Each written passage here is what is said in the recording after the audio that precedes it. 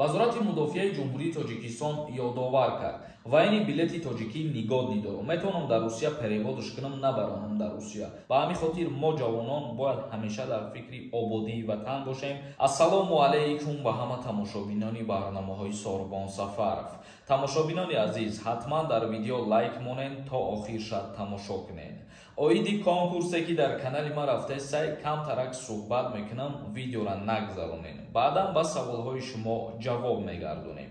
Бисёри нафарҳо савол метиҳанд ки рӯзи финали конкурса кай аниқ мекунем ва имрӯз ба маълумоти ҳамаи шумо мерасонам. 1800 донаи дигар билет мондагиай. Боварӣ дорам ки ба ҳамин видео билетҳои конкурс тамом мешаванд. Агар ки тамом шаванд, 2 рӯз пас финала аниқ мекунем.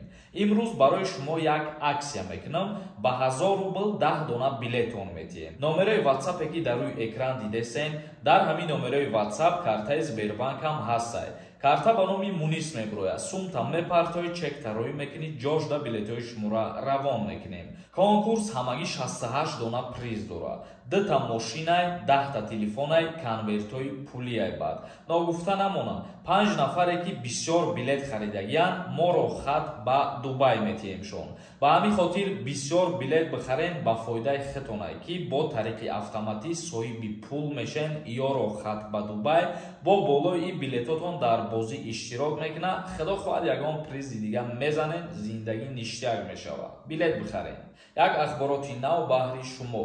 Дар ҷумҳурии Тоҷикистон хостанд даъват ба артиш тамоми сол карда шавад. Вобаста аз оне ки сину соли шаҳрвандон барои даъваткунӣ ба хизмати ҳарбӣ агар расида бошад, аллакай даъваткунӣ кругли год шидагиад. Чихеле ки бисёри савол медодем. Вазорати мудофиаи ҷумҳурии Тоҷикистон ёдовар кард ки ҳамаи комиссия оид ба қайди ҳарбӣ гузоштани шаҳрвандон дар асоси қарори раисон таъсис дода шудааст. яъне ки вилоятҳо, шаҳрҳо ё ноҳияҳо то фарорасии навбатӣ фаъолият кунед, гуфтанд дар даъвати айниҳоли баҳорӣ. яъне ки қайд намудан ба ҳама раисони ноҳияҳо ва вилоятҳо гуфтанд ки даъваткунӣ идома додан бигирад. ба шумо як чиза хотиррасон мекунам, ин чиза шумо хато нафаҳмед. яъне кругли год шидани даъваткунӣ ба хизмати ҳарбӣ ин маънои ӯра надорад ки 12 моҳ мақсад аз раҳ рӯ қапида шуморо ба хизмат мебаранд. кругли год даъваткунӣ ба артиш маънош ҳамин мебошад ки мисол мегирем, агар дар моҳҳои июл август айни даъваткунӣ нестай, дар ҳамин вақт шуморо ба комиссарияти ҳарбӣ даъват мекунанд, аниқ мекунанд ки шумо дар призив бояд даъват бишен ё ин ки не. агар ки ягон монеа набоша барои озод будан аз даъваткунӣ ба хизмат, шуморо ба қайд мегиранд. вақте ки призиви тирамоҳӣ ки сар шид, баъдан ба хизмати ҳарбӣ сафарбар карда мешавед. ҳамин чиза хуб бифаҳмед, фаромӯш накунед. дар ин маврид қайд карда мешавад ки шумораи ҷавонон сину соли даъват дар ҷумҳурии Тоҷикистон хеле зиёд аст. аз талаботи қувваҳои мусаллаҳи кишвар зиёдтар мебошад ва инчунин қайд карданд ки дар ҳолати даъват кардан ба комиссариятҳои ҳарбӣ хуб аз муоинаи тиббӣ гузаронида шаванд бо ташаббуси комиссияҳо ва ҳамира қайд карданд ки дар ҳолати гузаронидани шаҳрвандон аз муоинаи тиббӣ хуб проверка кунанд ки мисол шаҳрванд агар дар ҳақиқат ягон беморӣ дошта бошад, ба хизмат ҷалб нашавад, вале агар тани солим бошад, ба хизмати ҳарбӣ сафарбар карда шавад. шуморо ба комиссарияти ҳарбӣ даъват мекунанд танҳо ба қайдгирӣ.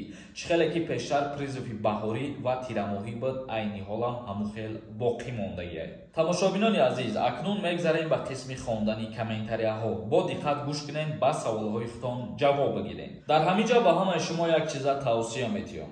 нафарҳое ки дар Москва ё Московский област қарор доред, бихоҳед ки ба границаи Қазоқистон сафар кунед, агар шумо ҳуҷҷатам надошта бошед, метавонед ки рақамҳое ки дар рӯи экран ҳаст занг бизанед, омада шуморо аз зари хонатон мегира ва мебара худаш ай граница мегзаронад ва худо хоҳад соҳ саломат миёратон. диҷей нависонда: ассалому алайкум, ака созед, рамазоно муборак. ман мехоҳам дар Тоҷикистон амнистия мешавад ё не? мехоҳам бифаҳмам. дар ҷумҳурии Тоҷикистон амнистия шудан ё нашиданаш аз ҷониби президенти ҷумҳурии Тоҷикистон муҳтарам Эмомалӣ Раҳмон тасдиқ мешавад ва айни ҳол дар ин мавзӯъ ягон информатсия шидагӣ нестай. Шарипов нависонда: ассалому алайкум, ака ман дутарафа гражданин ҳастам ва айни билети тоҷикӣ нигод дидорум. метавонам дар Русия переводш кунам, набаронам дар Русия. бале бародари азиз, дар ҳақиқат ки та агар ягон беморӣ доштагӣ бошӣ аз даъват ба хизмат дар Русиям озод мебошӣ. Холов нависонда: ассалому алайкум ака, мо шаҳодатнома дорем, устои мошинем, дар як шаҳодатнома шогирд гирифта метавонем то чанд кас мумкин аст? Ман як мисол меорам ба шумо ҳозир дар ягон помишения агар мисол раис бошен, дар ҳамунҷа шаҳодатнома кардагӣ бошен, у шаҳодатнома барои як кас тааллуқ дорад, яъне ки ҳар як нафаре ки кору фаъолият мекунад ва аз ҳамон кор даромад дорад, вай барои худаш алоҳида бояд патент дошта бошад. Мансур Темуров нависонда: маслиҳатда муҳтоҷ нестем.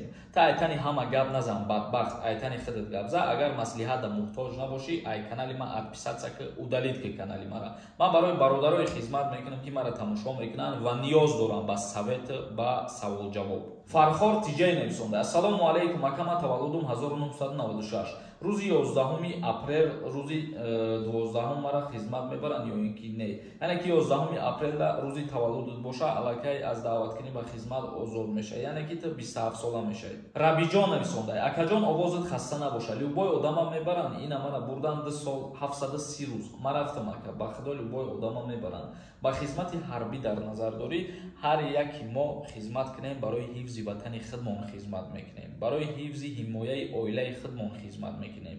Агар мо фикри пешрафти ватани худмона, фикри ободии ватани худмона накунем, ягон миллати бегона ин фикра намекунад ва ягон миллати бегона омада дар ватани мо хизмат намекунад. Ба ҳамин хотир мо ҷавонон бояд ҳамеша дар фикри ободии ватан бошем, саҳми худмона барои пешрафти ватан бигзорем бояд ҳамеша.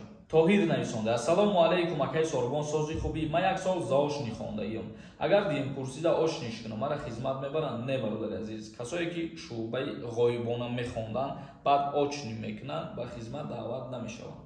Назаров нависонда: акай Сорбон, илтимос ҷавоб те, мара 3 моҳам тамом шида, успед накардам документ кунам. Метавонам граница рафта биём документ кунам, не ки микрокартам частни, яъне ки мигратсиони карта частни боша. Бале, метавонӣ ту 3 моҳ истодагӣ мераи граница мегзарӣ, бо обратно ворид мешавӣ. Лекин як чиза фаромӯш накунед ки дар ин ҳолат шумо бояд 3 моҳ пас вориди Россия бошед. Баъзан ҳолатҳое ҳастанд ки сразу омада намемонанд. Мигрант Тиҷай нависонда: ассалому алайкум Сорбон, ба як савол ҷавоб те бародар. Дар вақти ҳангоми хизмат метавонем донишгоҳро заочни хонем. Як қисми ҳарбӣ ҷавоб медода бошанд дар вақти таҳсил ба муддати 20 рӯзӣ дар 1 сол. Бале, нафарое ки шуъбаи ғоибона донишгоҳ мехонанд, мабодое ки ба хизмат даъватшон мекунанд ё худшон мақсад добровольна хизмат мераванд, вақте ки дарсҳои шумо сар шава, шуморо ҷавоб метиҳанд, мерен дарс хонанд, мехонед, буд мекунед, бомерен хизмата давом додан мегиред. Исроил нависонда: акама 2 моҳ пеш ай граница омадам, работа нависагим, патент надорам, метавонам 3 моҳ пас граница брам биём. Агар то 3 моҳа нақапану проблема накунанд барои патент надоштанат, баъд меред. Як каси дигар нависонда: ассалому алайкум бародар, аз Тоҷикистон чӣ тавр пулмон равон кунанд? Мешава ё не? Дар карта мешава? Аз ҷумҳурии Тоҷикистон ба киҷора дар назар дорӣ, яъне ки ба Россияра, ба любой давлат айни ҳол фикр мекунам ки мушкилӣ нест барои перевод кардани пул. Тамошобинои азиз, ба ҳамин видеоро ҷамъбаст мекунем то наворҳои оянда. Худованд ҳамаи мо шуморо нигаҳбон бошад.